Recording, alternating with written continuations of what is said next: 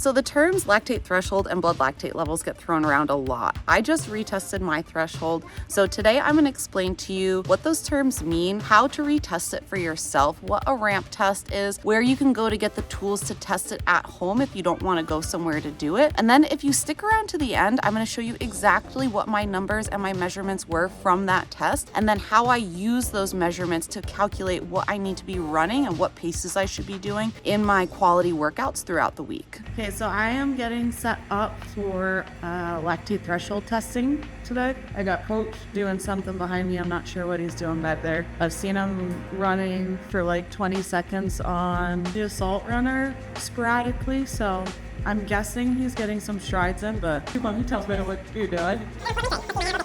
Okay, way more scientific than I just said. He ran a 400 and he's testing his anaerobic maximum. But I am very overdue for retesting this. One, I haven't tested it since we moved to Vegas. We've gotten a new treadmill since then, and all treadmills are calibrated slightly different. So the paces that I have been running off, I tested on a previous treadmill. Also, I've done a lot of training since then. We're at a different elevation now, so I don't know whether or not that'll affect it. I got pretty sick a couple months ago. My resting heart rate had changed. For the most part, it's normalized since then, but not 100%, and that can also affect my lactate. But yeah, long story short, I'm way overdue for retesting this. Say hi, Willow. Nope. Well, Willow's getting groomed today, and I think she knows that she's pouting. She's also really old, so this is like what she looks like most of the day. How rude. But Anthony wrote me out how we're gonna be doing this test, so you can see.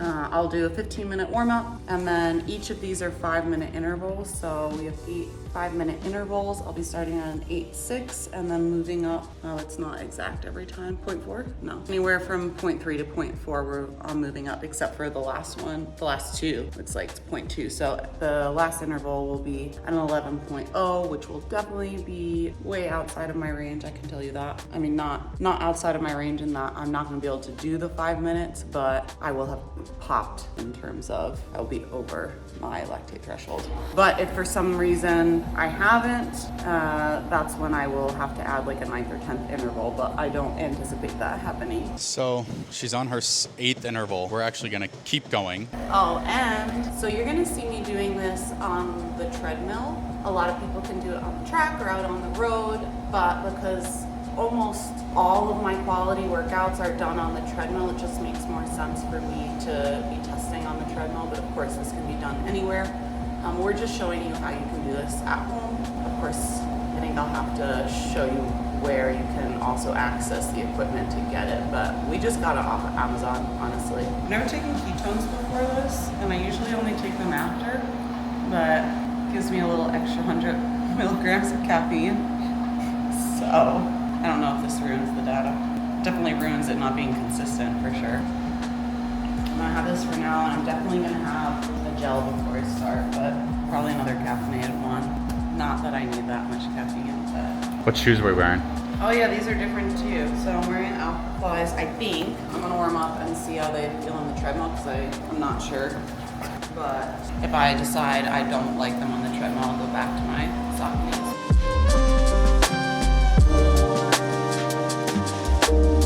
Okay, so this is a ramp test we're going to be doing. She's starting out with basically a very steady pace for her warm-up.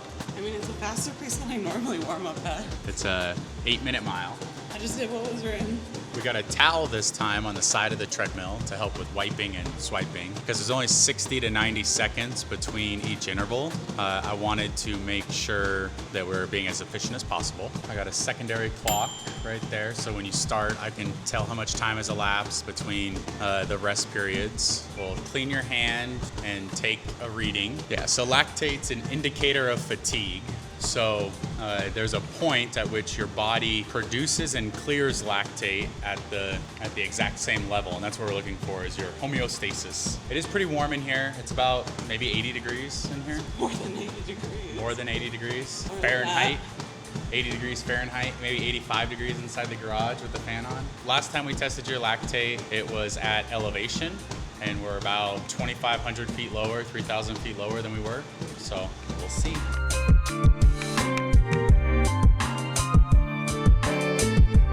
So Lauren's almost done with her first warm up. She's at 12 minutes, so we got 3 minutes left. We're going to test by, she's gonna hold her finger out, she's gonna wipe it right here. I'm gonna wipe it down with an alcohol pad, let that air dry, and then I'm going to stab her with my lancet. She's going to let a little small drop of blood accumulate.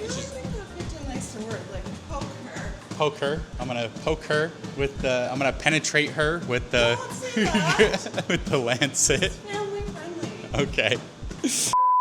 Once she has enough blood to put onto our test strips, we will let her put the blood onto the test strip. It's pretty precise and you don't want to miss. We know with Lauren, she doesn't get a lot of blood to her extremities, so yeah, it's really hard. We want to use as much of it as possible. And then we'll wait for the reading. That takes about 45 seconds. Precision and high-tech sanitary lab we're using here. Was that sarcasm? So we have alcohol wipes. I have a bunch of lancets. I'm gonna change them out every single time to prevent blood contamination. Just over a minute left, so I'm gonna prep the area.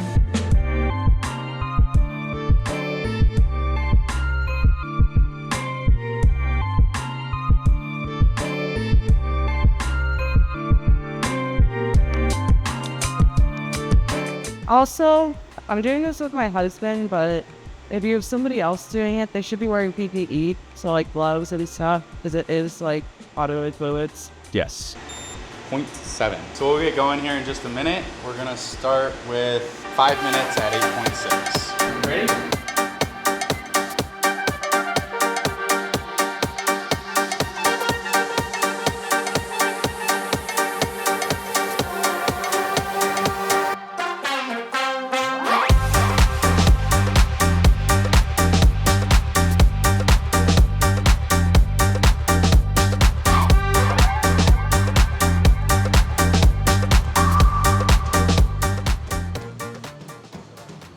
So a good first reading of 2.0. Had a little snafu. This is why you have to be good as a helper. The measurer turned off because it reached its standby time limit basically right as I went to go test her. So got to be a little bit better about turning it up closer to the time we're testing.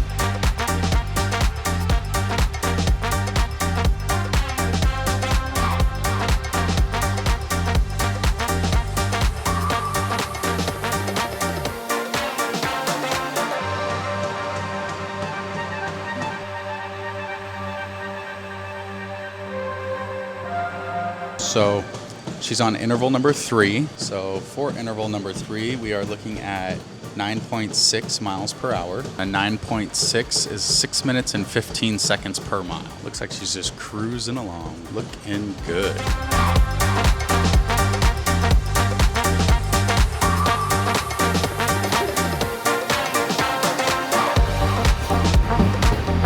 Still pretty low.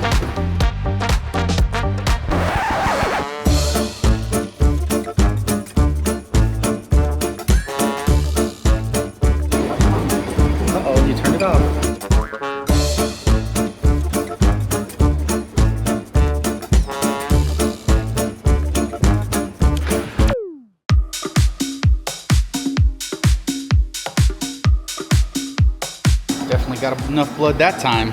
10.6 is next. So there we go, that's a 3.0. So now we're past her aerobic threshold, most likely. We'll have to plot it to be sure. We're deep in it now. She's on interval number 6, which is 10.6 miles per hour. We haven't seen 4.0 yet. I would assume this next reading probably around 3.5, maybe close to 4. And then after that, we'll get up there. It just shows me that she's actually really increased her lactate threshold. I'll plot it to be sure, which we'll probably show you later, but this is really good.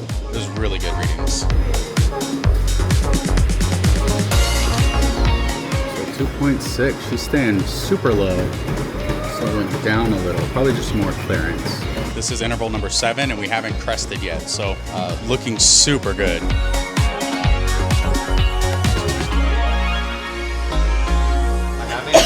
I haven't seen you cross yet. Do you Is that a misreading?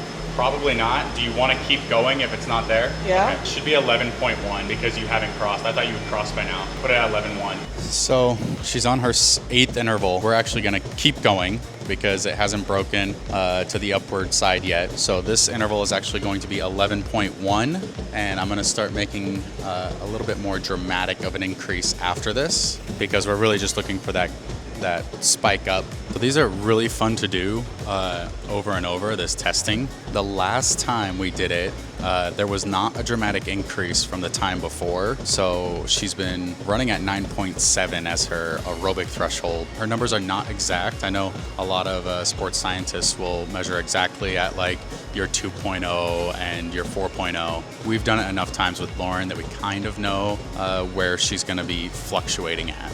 She's flying in these shoes, flying on this one.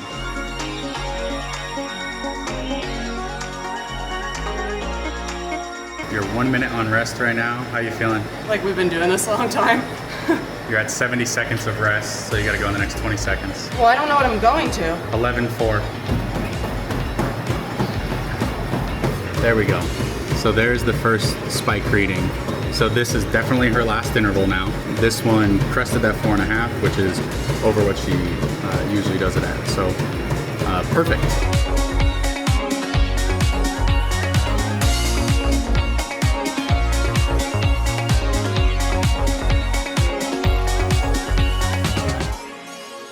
Beautiful numbers, no air readings this time. I don't know, last time we had a lot of error readings. I'm curious because there's like so many different variables of like what allowed me to go longer before hitting 4.0. Like 1, I took ketones. 2, I've taken actually that same exact gel before, but this was the first time I was continuously taking carbs in during it. I've never taken carbs in during it, so that water bottle, I just finished it, but I was sipping on it the whole time and had a carb powder in it. So like I was continuously replenishing throughout it, where I've definitely not done that in any of our ramp tests before. We're at different elevation. It's a different treadmill. It's way warmer.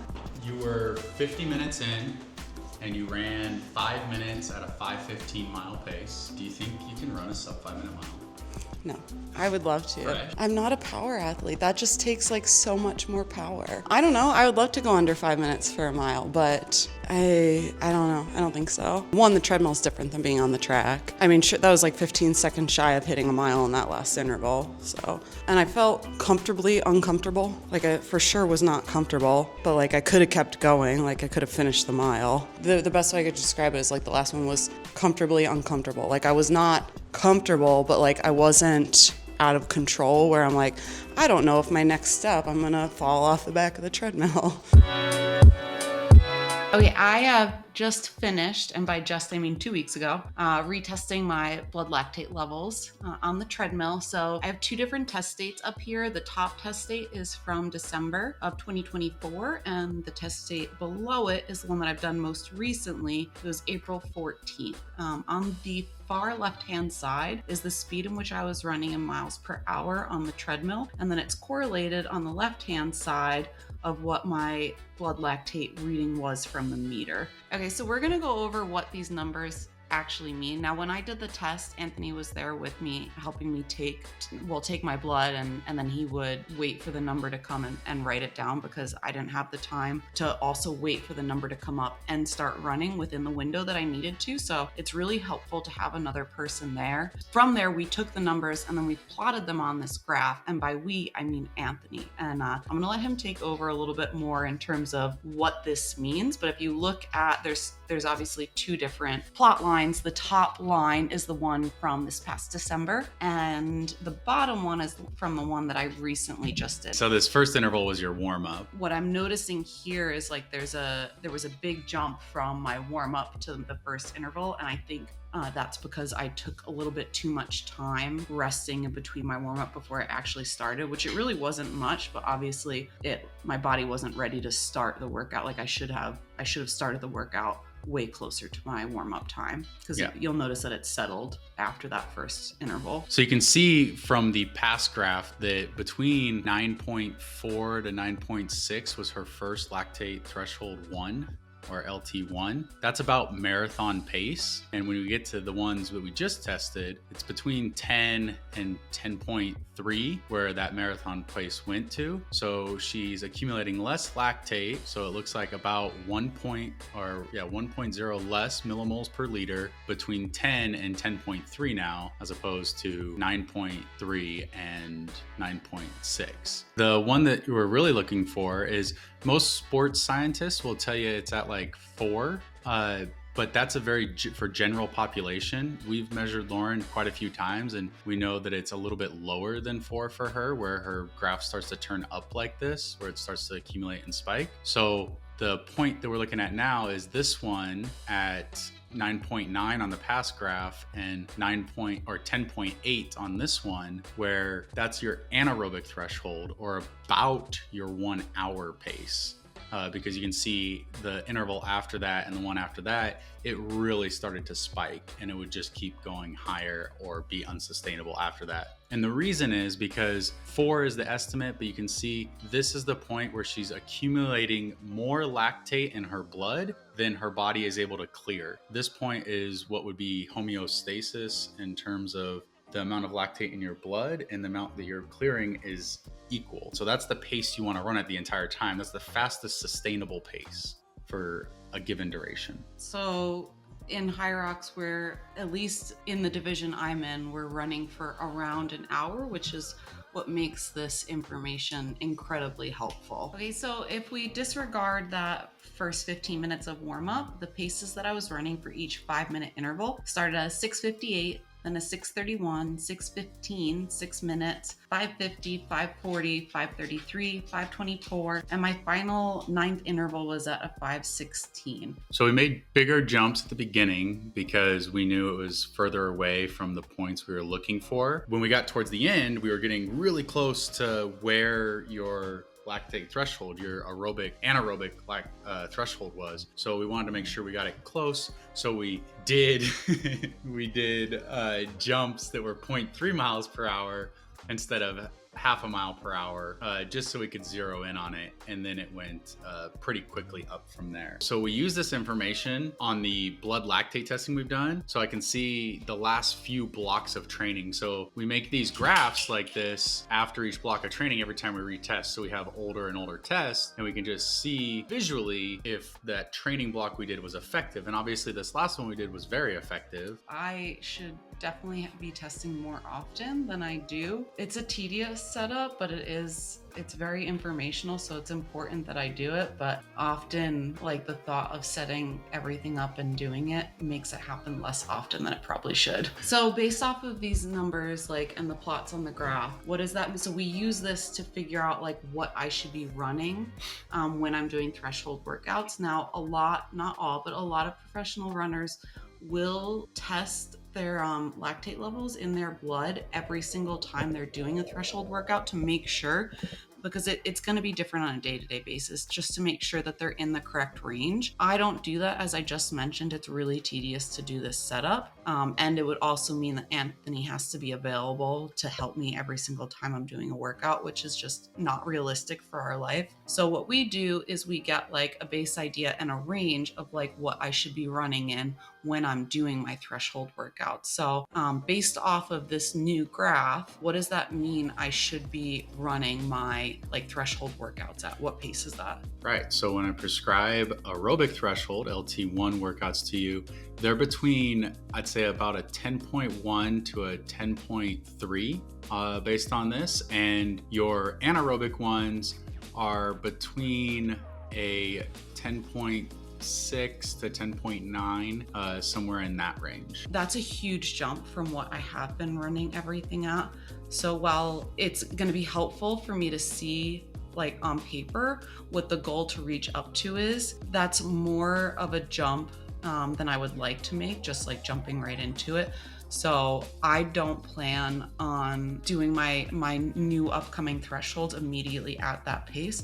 I want to take a few weeks to like try and work up to it so that I'm comfortable working up to it. I don't want to jump from what I was doing all the way up to a way faster pace. I'd rather work into that. Yeah, and one thing really important that we do is we go a lot off of feel after getting this in your zones, because that can change day to day. And for me, I always like to stay on the lower end of the range because this is not the only work that we're doing. Like, yes, running is a huge part of our sport, but there's so much else I need to work on throughout the week that I don't want to overexert myself in just the running. So even once I'm able to like work up into the ranges that I should be running in, because this is just telling me that I've been sandbagging, I'll still be staying on like the lower end of those ranges. So we've pulled training methods and training theories from other experts within the field. And one of the ones that we've gravitated towards is the Norwegian method.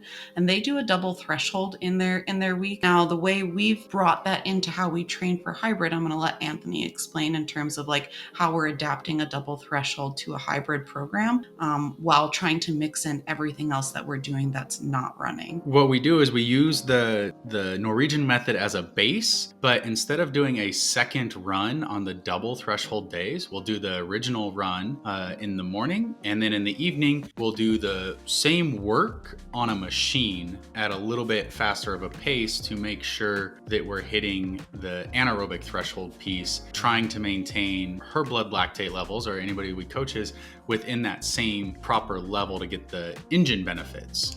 Now, by on a machine, we primarily use the ski erg or the rower because those are the two machines that you see within both HYROX and a DecaFit. So just like it transfers better. So yes, you could do it on other machines, but now like we're doubling up and getting the extra work on something that we already have to put in time for. Yep, and so that makes her as an athlete more available for the other pieces that need to get in besides just running within a week, and it lets us fit in more volume per day, per week, per month than we would be able to otherwise, because the recovery is a little bit better. And of course, like there's always risk for injury. That's just part of sport. This just helps minimize that risk a little bit better.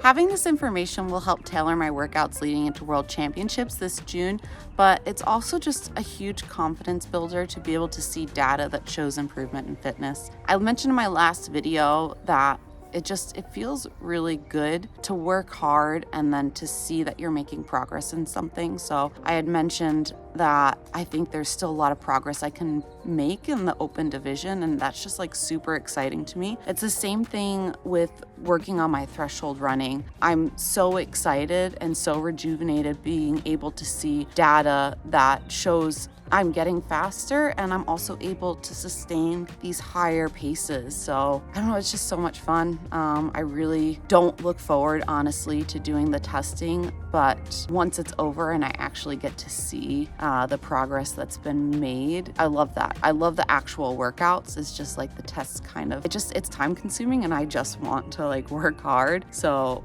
all the extra steps that we have to do to put it together turns me off from it a little bit, but I'm reminded with that data how important it is to have the data, because obviously if I didn't see this, I wouldn't be upping my paces in my workout because I thought I was running at what I should be running, and I learned through this test that I have been running significantly under the paces I should be running in my workout. So I'm really excited to see once I start bumping them up what that does in the races. So I'll see you guys in Chicago.